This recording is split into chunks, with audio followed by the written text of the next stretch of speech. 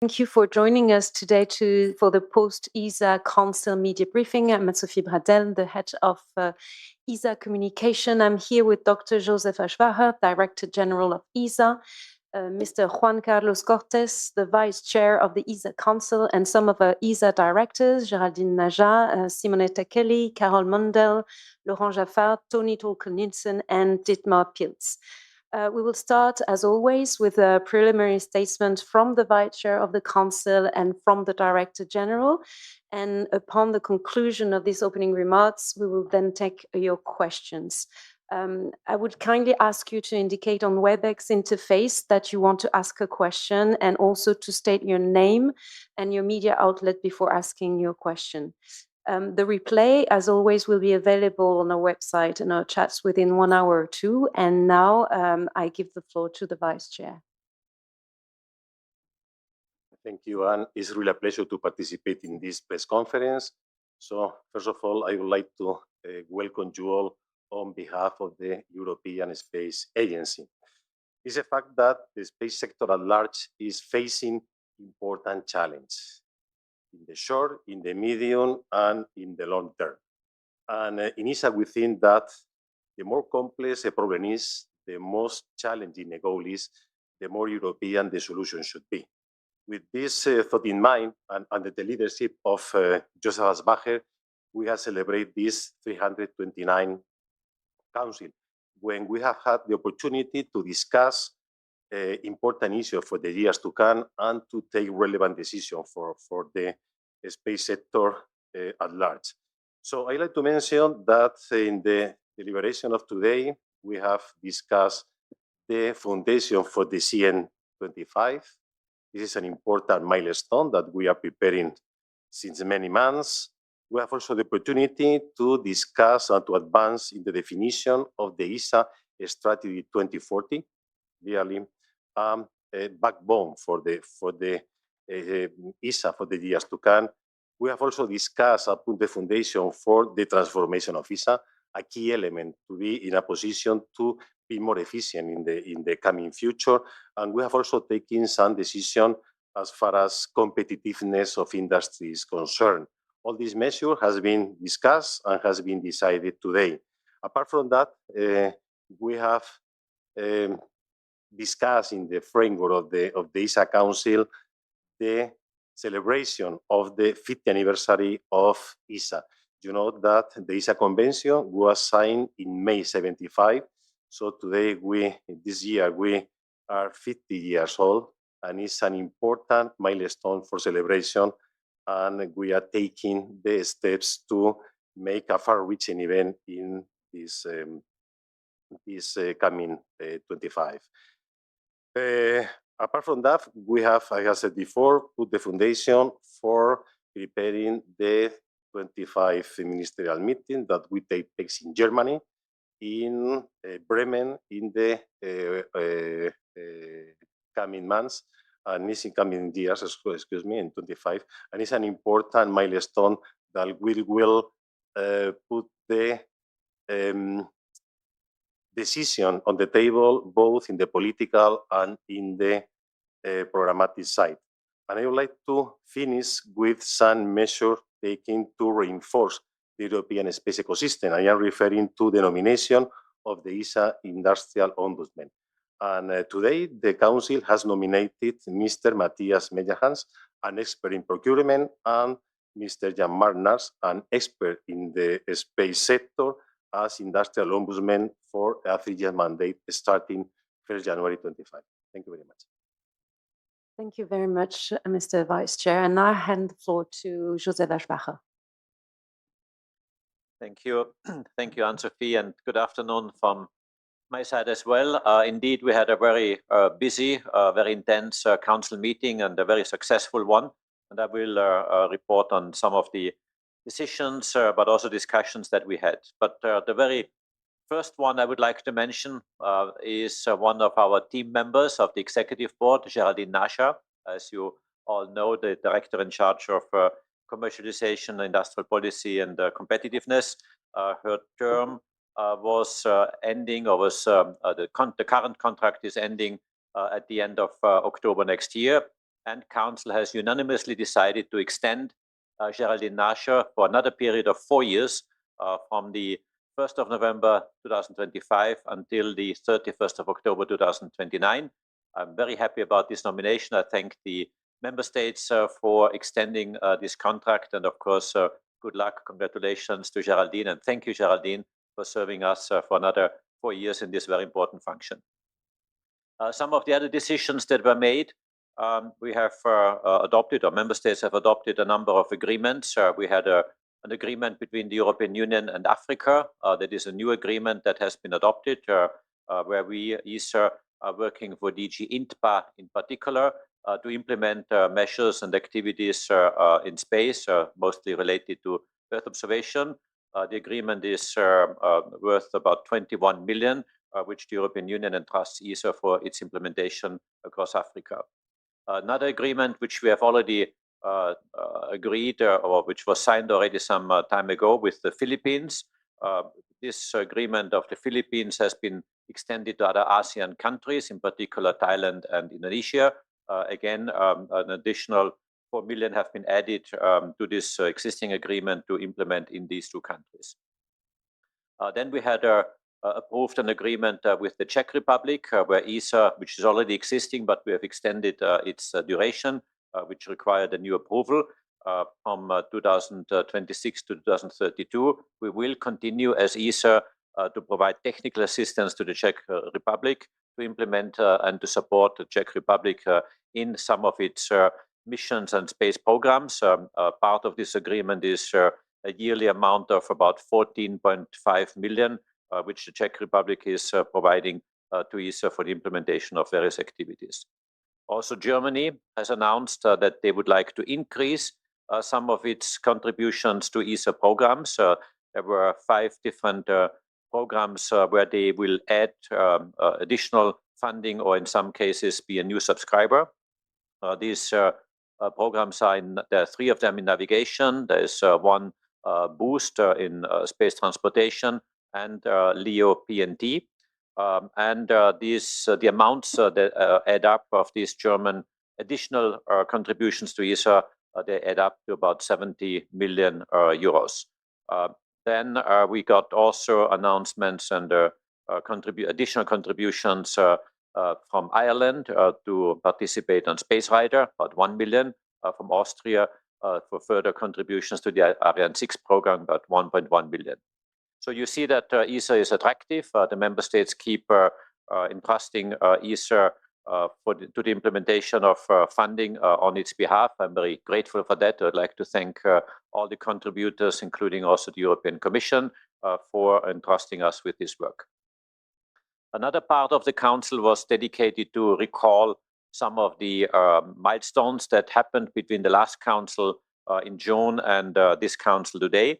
And obviously, look into the future. We'll talk about CMIN 25 and related activities afterwards. But first, just to recall some of the highlights I reported to Council, and which have been very highly appreciated by the delegations. And I mentioned some of them because you have seen the reports already. You have already reported on some of these highlights, but just to recall some of these milestones, which really underline that ESA is delivering. We are delivering success for Europe. We are delivering success for our member states, and there are quite a number of them which we have recently done. I recall EarthCare. The launch took place on the 28th of May. As you know, cooperation with Japan. We had a launch of the Arctic Weather Service and FISAT-2. Very interesting missions. Both of them launched on the 16th of August. We had the launch of Sentinel-2C, again on Earth observation, on the 3rd of September. This launch was carried out by the last launch of Vega, the Vega rocket, which had its 22nd launch with the launch of Sentinel-2C. As you know, this we have seen very successful. Also, we had a Galileo launch. 2 satellites were launched a couple of weeks ago. Altogether, we have therefore 4 launches of Galileo satellites this year, 2 launches, 2 satellites each. Again, this was completing the constellation of Galileo with the satellites number 31 and 32, which is now really having a robust system in place, fully operational, obviously, and therefore providing the signals which I would like to recall once more, is providing very high accuracy and is the most accurate position and navigation timing signals today available on the market. Also, I recalled the launch of Hera on the 7th of October. You have all reported very intensely about Hera. It's a very successful mission. A lot was reported about the science of this mission and the fact that with the DART mission, we're really inspecting an asteroid that was having a kinetic impact. But let me also highlight one point which I reported to Council, which is in addition to the exciting mission itself, more on the project management aspects of it. Hera has been developed within 4 years between signature of the contract and launch, 4 years, and we had a very hard deadline which we could not miss.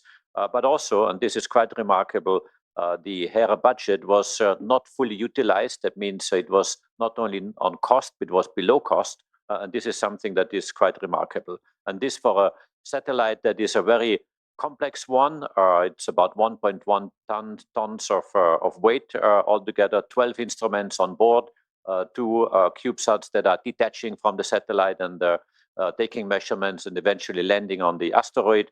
A very complex mission in 4 years, below budget. And this shows that ESA's transformation is already fully at work. And I would say a couple of words more on the transformation process that is currently ongoing. But this is a very good example, also from a project management point of view, of how we implement successful programs.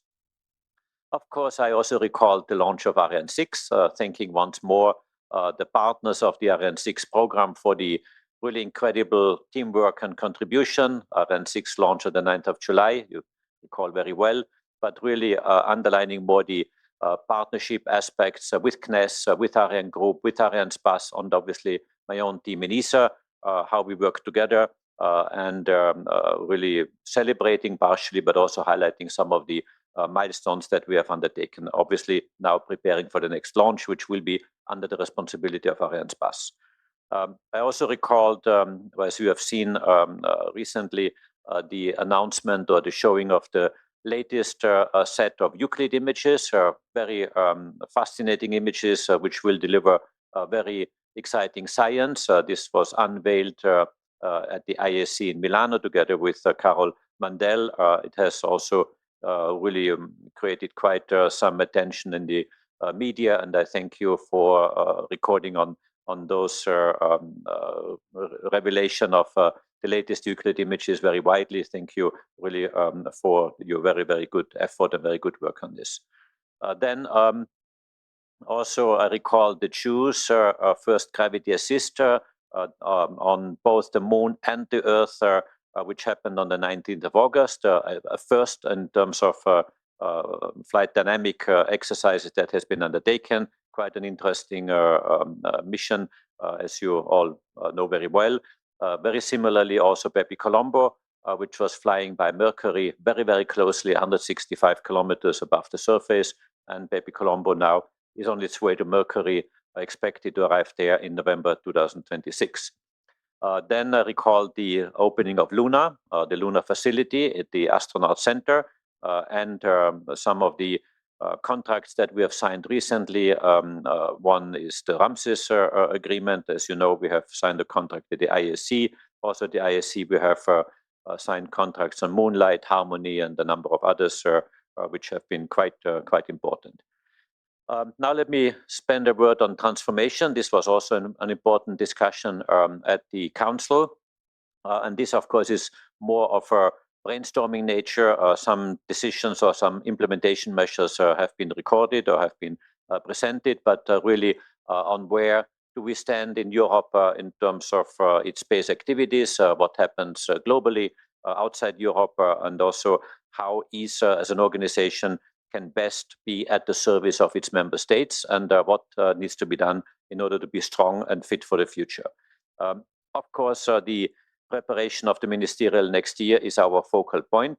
We have been updating the delegations on the state of work. We have got very important guidance and feedback on what are the important aspects in its preparation. This is work in progress, as you know very well, but proceeding extremely well.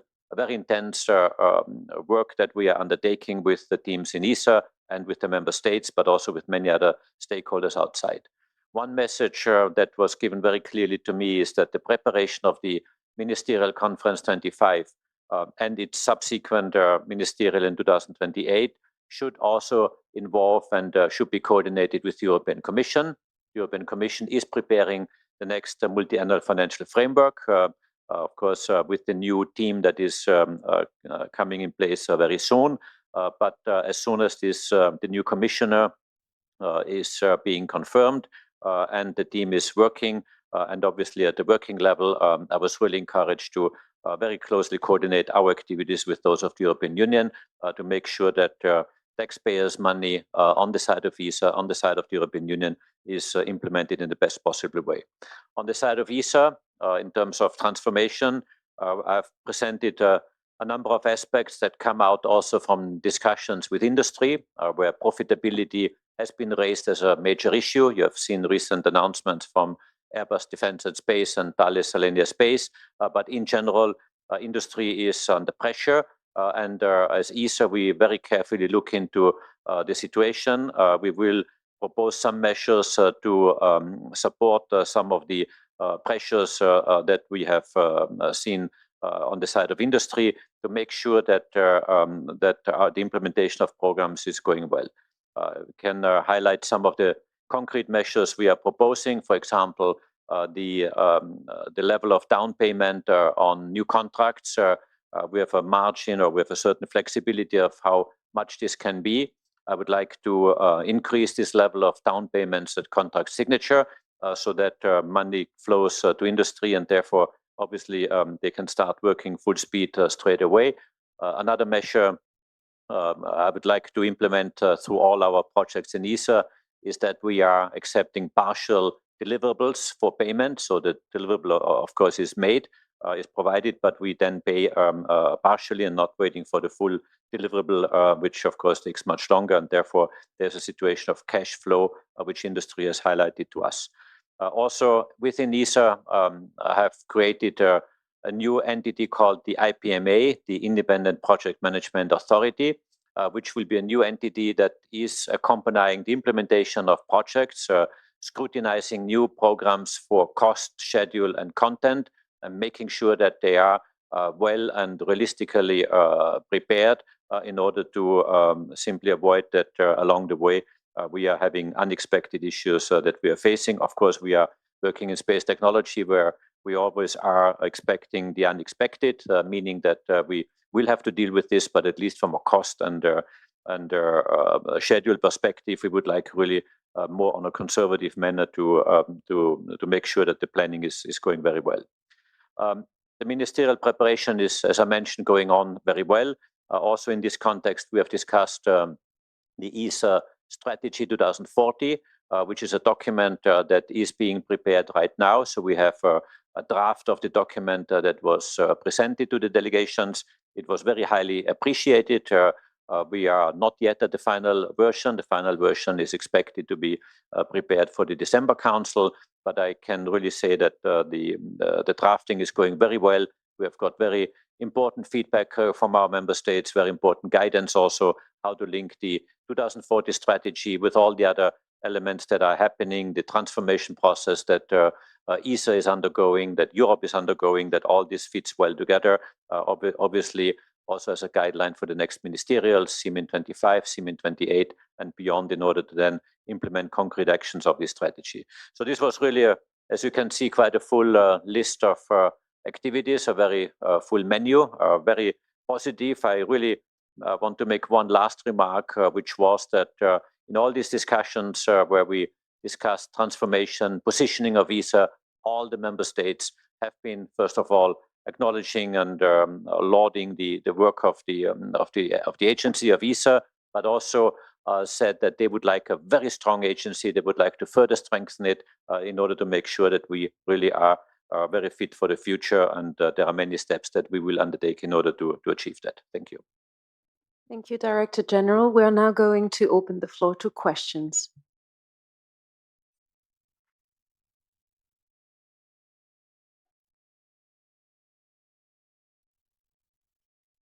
You can also ask question orally, of course.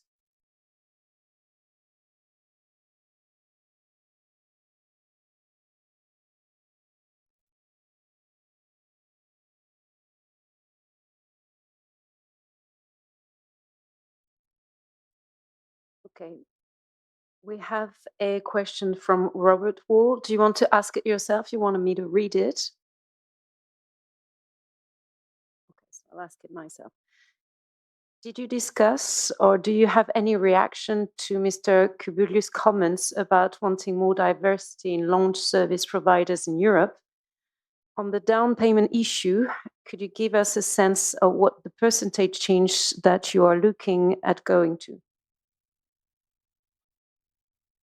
So thank you.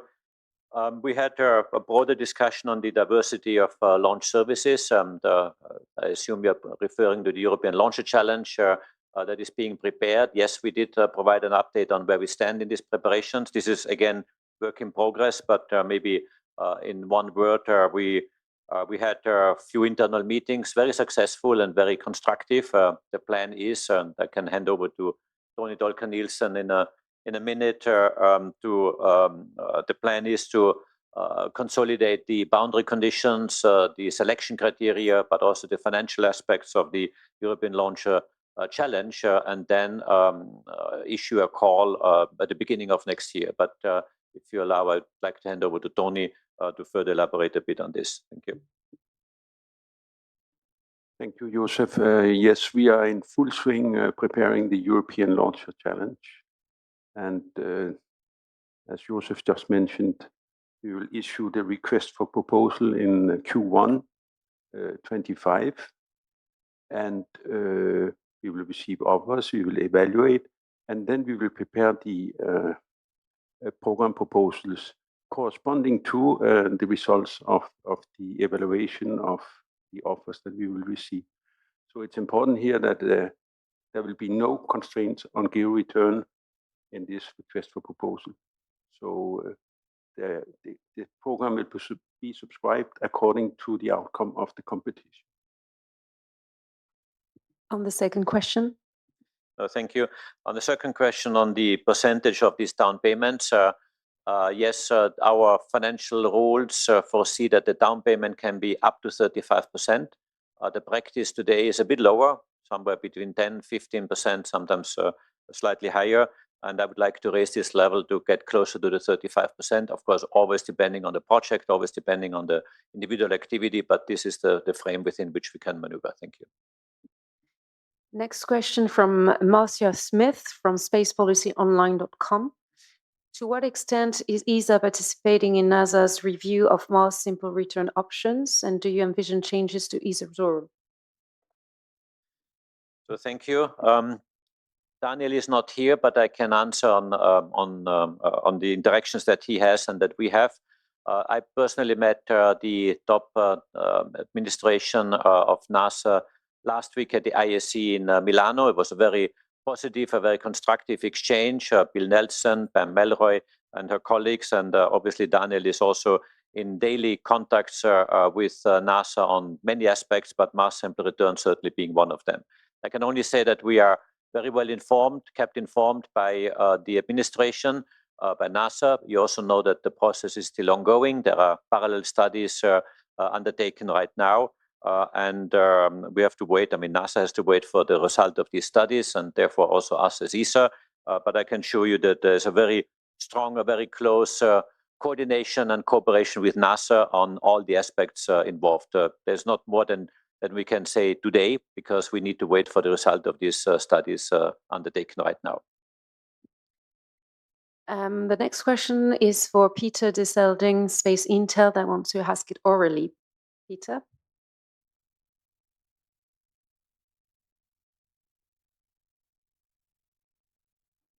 Peter, can you connect?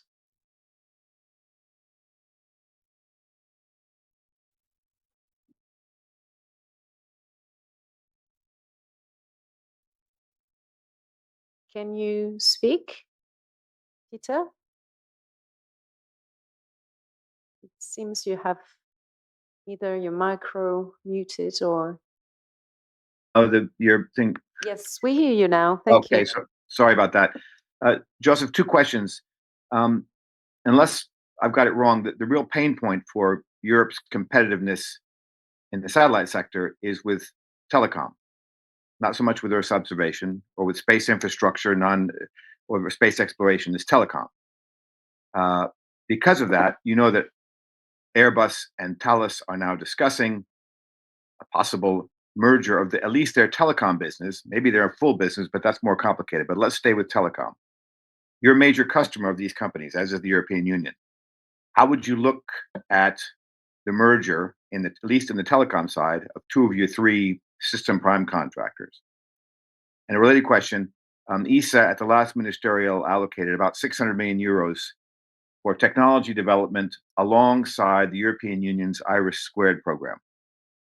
IRIS² has been much delayed, as you know. My question for ESA is, have you been able to ventilate that money, to spend that money, notwithstanding the lack of a concession partner selected by the European Union since CM 2022, or have you had to slow it down while waiting for the concession to be named? Thanks. No, thank you, Peter.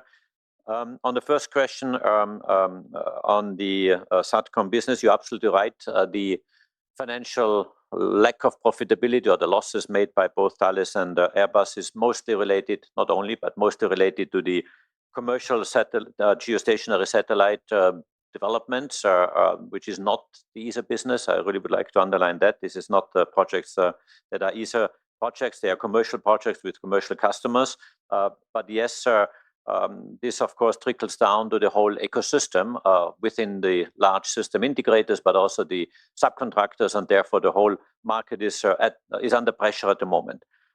You mentioned that the companies are discussing a merger. This is a discussion that really have to leave at the discretion of the industrial companies. Is not for us to influence this discussion.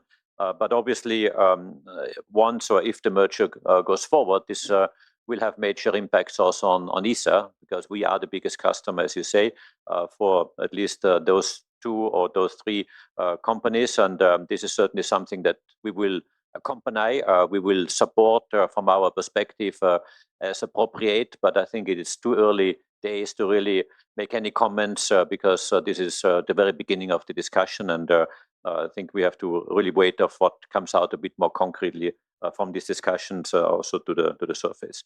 On the second point, the 600 million, it's a bit less than 600 million for IRIS². I'd like to hand over to Laurent Jaffard, who is with me here, and he can comment on the progress where we stand there. Thank you. Thank you, Josef. Hello, Peter. On IRIS², we have received early September binding offers from the consortium SpaceRISE. We are undergoing the evaluation and the final steps of approval of the offer submitted. And we are waiting for some news on the Commission side, potential award of the concession. We have been working hand in hand with the Commission in the evaluation. And your question on our ability to disperse the 550 million earmarked in the ESA partnership project is in fact conditioned to the award.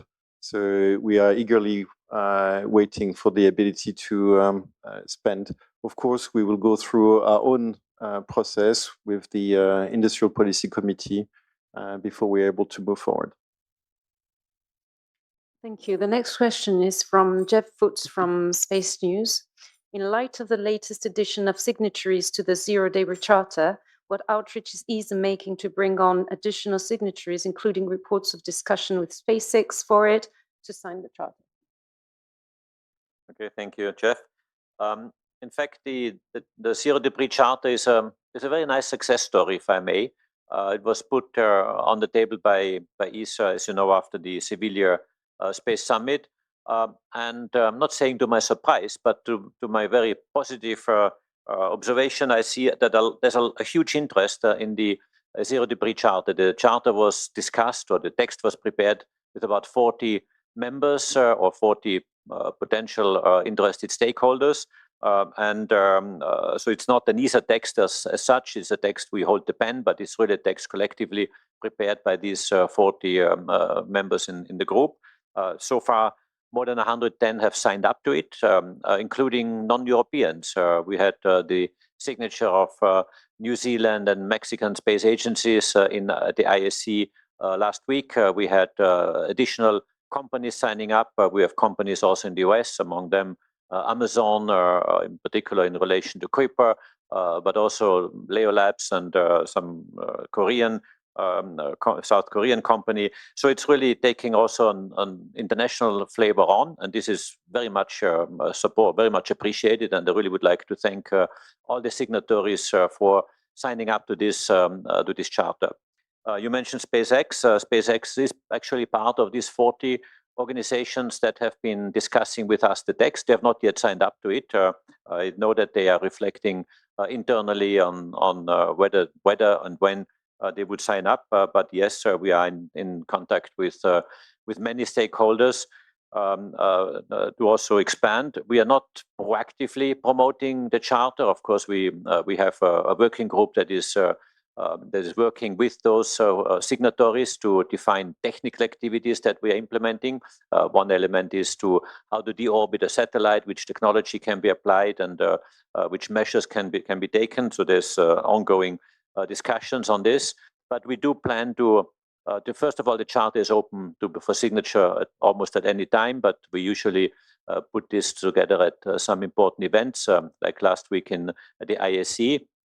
Certainly at the next ISC next year in Australia, we would like again to offer further candidates to sign up to the charter, but also we have other events planned in between. So this really depends a bit on the interest that is being expressed, but once more, I'm very grateful for all the stakeholders and partners who recognize the importance of managing our orbits well, sustainably, and therefore the charter is a very nice instrument to do that. Daniel Chrétien from Futura Science asked, what are the last steps to pass until next Ariane 6 launch? Is it still planned to the end of 2024, or could it slip to early 2025? Thank you, Daniel.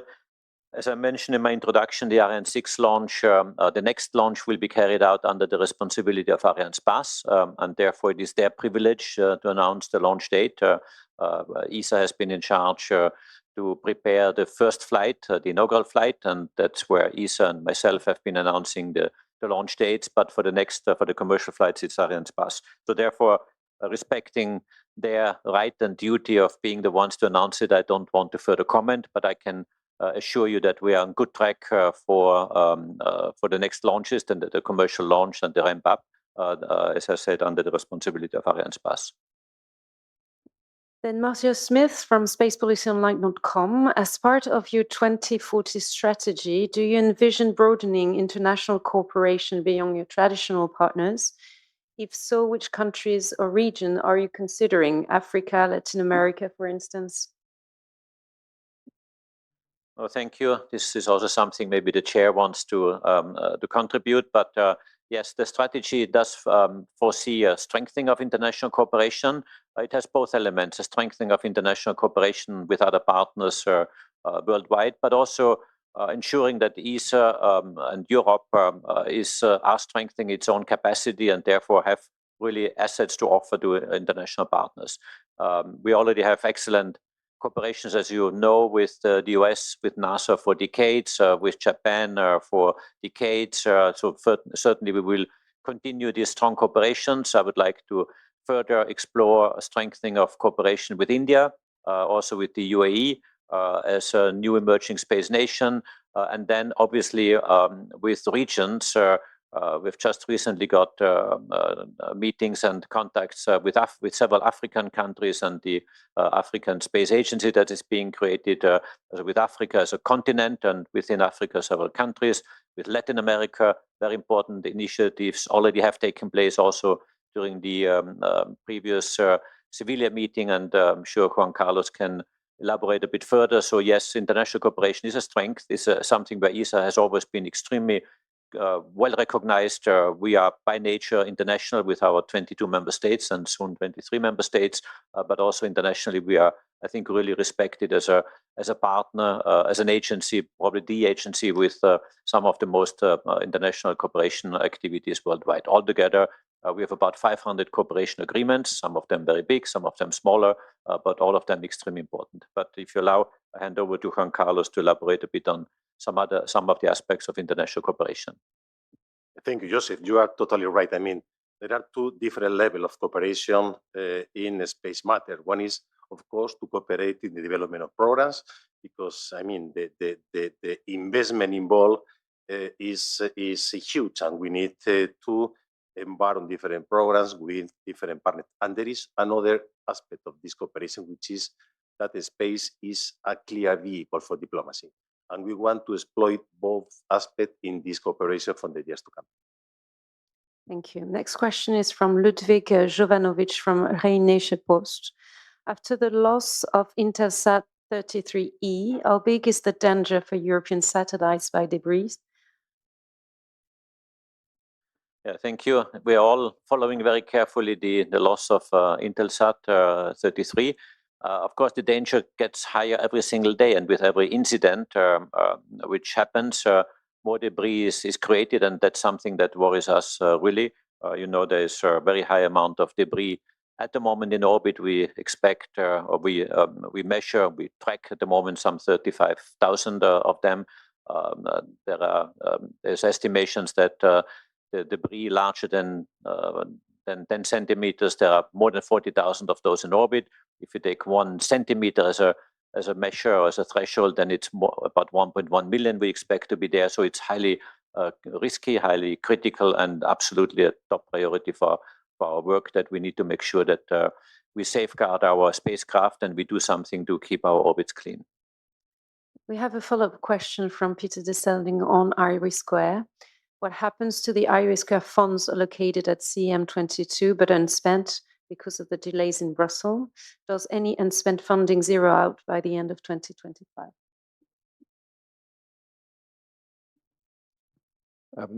I'll take the question. Funding is in the treasury and will be starting to be dispersed. At the moment, we have a contract to sign with SpaceRise. The contract will flow down to the rest of industry. We have a negotiation ongoing on the payment plan, and indeed our target is to support industry. So we will look at advance payment in order to speed up the process. However, we will make sure that the payments are linked to milestones and the accomplishment of milestones. Thank you, Laurent. It seems we don't have additional question. I give you 30 seconds just in case. No, apparently no questions left. Thank you very much for attending this media briefing. As I said, it would be available on a replay in 1 hour or so. We thank you again for your time, and we wish you a very good day. Bye-bye.